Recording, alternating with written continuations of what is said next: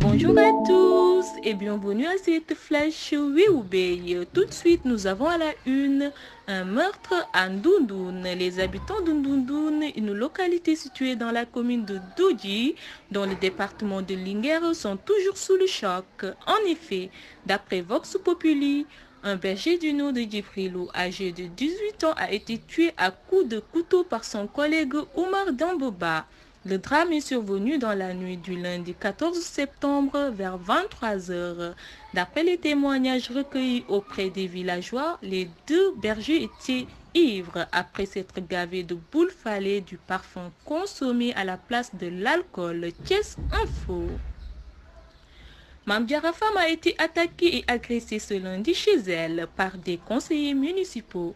Sur sa page Facebook, tard dans la soirée, la députée a informé que c'est après son intervention à la CNTV sur la mauvaise gestion de la municipalité. Il s'agit particulièrement du problématique des eaux stagnantes et usées à Guinaouraï Nord.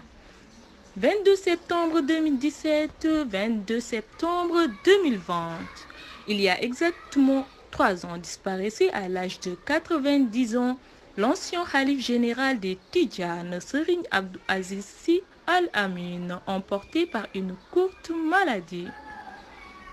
Parlons éducation. Les grossesses en milieu scolaire prennent de l'ampleur, la preuve par les chiffres alarmants du réseau Sigil Jigéen repris par le quotidien Enquête. En effet, en 2019, 1200 grossesses ont été répertoriées dans 427 établissements scolaires situés dans les départements de Dakar, Pikine, Rufisque et Guédiawaye.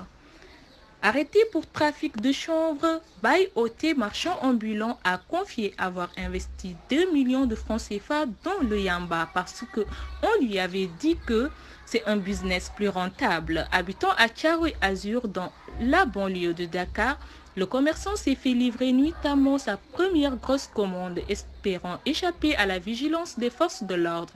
Mais lorsque les hommes du commandant de la brigade de Thiaroye ont débarqué dans un quartier le 19 septembre, ils n'ont eu aucune peine de localiser son domicile.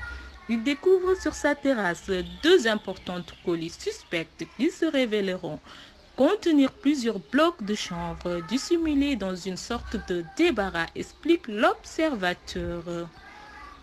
Chauffeur de car rapide de son état, Pape Aline Boudj, qui ne détenait plus de permis de conduire, a mortellement fauché une fillette, ce qui constitue un délit en soi. Mais après avoir heurté la victime et l'avoir extirpée de sous les pneus du car rapide, les échos reportent que le chauffeur a pris la fuite et est allé se réfugier à Touba. C'est dans ces circonstances que lui et son employeur Maguette Ndiaye ont été interpellés. Ils sont comparus hier lundi devant la barre du tribunal des flagrants délits de Dakar où Pape Aline Mbodj répondait d'homicide involontaire, de délit de fuite et défaut de permis de conduire. Dakar tient son Jack Bauer. C'est fait. Le nouveau directeur du commerce intérieur déclenche une opération d'assainissement du secteur du Pan. À peine est-il installé, le patron de la direction du commerce intérieur, Oumar Diallo, a entamé depuis hier une vaste opération contre la distribution anarchique du pain à Dakar. L'opération prend fin aujourd'hui. Toutes les boulangeries qui ne respectent pas les normes sanitaires sont fermées. Les chariots pousse-pousse, les tricycles sont retirés du circuit de distribution. Les boutiquiers ne sont pas en reste dans ces mesures. Il est prévu une sanction contre les boutiquiers qui vendent du pain. Et les kiosques irréguliers sont fermés. Mamadou Martar Fall, contrôleur de la direction du commerce intérieur de Dakar, avertit que désormais tout boulanger est astreint à une déclaration obligatoire. Business autour des inondations. Aly Ngouille Ndiaye verrouille le marché des motopompes. En tournée dans la région de Diourbel pour s'enquérir des zones inondées, le ministre de l'Intérieur a confié à la presse que désormais toutes les motopompes seront commandées au niveau national par un achat centralisé. Cette décision ne va pas plaire aux personnes qui profitent de ce que certains appellent le deal du pompage des eaux. En centralisant toutes les commandes au niveau du gouvernement, l'État de saisit les autorités locales de marché et de tractation souvent contrôlées. L'impact terrible du Covid-19 sur les Sénégalais de l'extérieur. 149 Sénégalais sont décédés du coronavirus. 95 malades ont été assistés.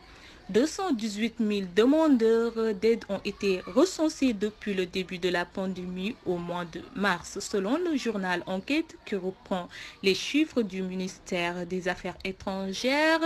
11,28 milliards ont été déboursés pour aider les Sénégalais de l'extérieur touchés par l'impact de la pandémie. 38 corps ont été rapatriés, dont 31 depuis la France. Un recensement des Sénégalais de la diaspora sera lancé bientôt, selon le ministre des Affaires étrangères. Bac 2020.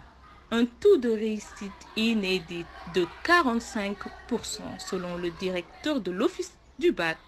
Le baccalauréat 2020 a déjà battu un record en matière de taux de réussite. Avant même que les résultats définitifs ne soient disponibles, on sait déjà que 100 candidats sur 100 candidats, les 45 ont leur premier diplôme universitaire. On ne connaît pas encore les résultats exacts, mais on sait déjà qu'il y a plus d'admis que par le passé. Nous sommes au-delà de 45% de taux de réussite, déclare le directeur de l'Office du bac, professeur Sosendia, joint par Sénéweb. Actu Monde, Trump interdit TikTok et WeChat aux États-Unis à partir de dimanche. Les États-Unis ont annoncé vendredi l'interdiction à partir de dimanche du téléchargement des applications TikTok et WeChat. Très populaire auprès des jeunes, Washington invoque des menaces pour la sécurité nationale. C'est un nouvel épisode dans les tensions qui enveniment les relations diplomatiques et commerciales entre Pékin et Washington. Le téléchargement des applications chinoises TikTok et WeChat sera interdit aux États-Unis à partir de dimanche, a annoncé vendredi 18 septembre le département du commerce américain, citant des menaces pour la sécurité nationale, repris par France 24. Covid-19. La situation s'aggrave en France. Les tests salivaires autorisés. Tous les signes d'une aggravation de l'épidémie de Covid-19 sont présents, y compris l'augmentation du nombre de décès. C'est alarmé vendredi. Santé publique France. Par ailleurs, les tests salivaires pourront désormais être utilisés, mais uniquement chez les personnes présentant des signes. Actu Sport. Transfert. Diao Keita Baldé va s'engager avec la Sampdoria. D'après les informations de la chaîne Téléfoot, le footballeur de 25 ans s'engagera avec la formation de l'Uguiri sous la forme d'un prêt assorti d'une option d'achat de 10 millions d'euros. L'ancien joueur de Lazio Rome passera vendredi après-midi sa visite médicale avec Blue Chati, lié jusqu'en juin 2022 avec l'écurie monégasque rejoint il y a 3 ans. Keita Baldé ne faisait plus partie des plans de l'entraîneur croate Niko Kovac. PSG, Paris s'inquiète pour Mbappé, privé de Neymar, Paredes et de Kurzawa. Thomas Tuchel risque de devoir composer une autre absence et pas des moindres. Kylian Mbappé pourrait en effet manquer un 4e match en raison de son test positif au coronavirus. Il est apte physiquement et a pris l'entraînement jeudi après avoir respecté la période d'isolement de rigueur. Il ne devrait pas être autorisé à jouer à Nice. Conséquence de protocole en vigueur et qui prévoit qu'un joueur ne peut reprendre la compétition qu'à partir du 15e jour suivant la date de son test positif. Le test subi par Kylian Mbappé en marge du rassemblement de l'équipe de France a été effectué le 7 septembre et ne peut donc jouer avant le 22 septembre selon football.fr. C'est la fin de cette Flash Wewubey Espérance Bahoum à la présentation. Ainsi va l'actualité sur cette Vision Pro de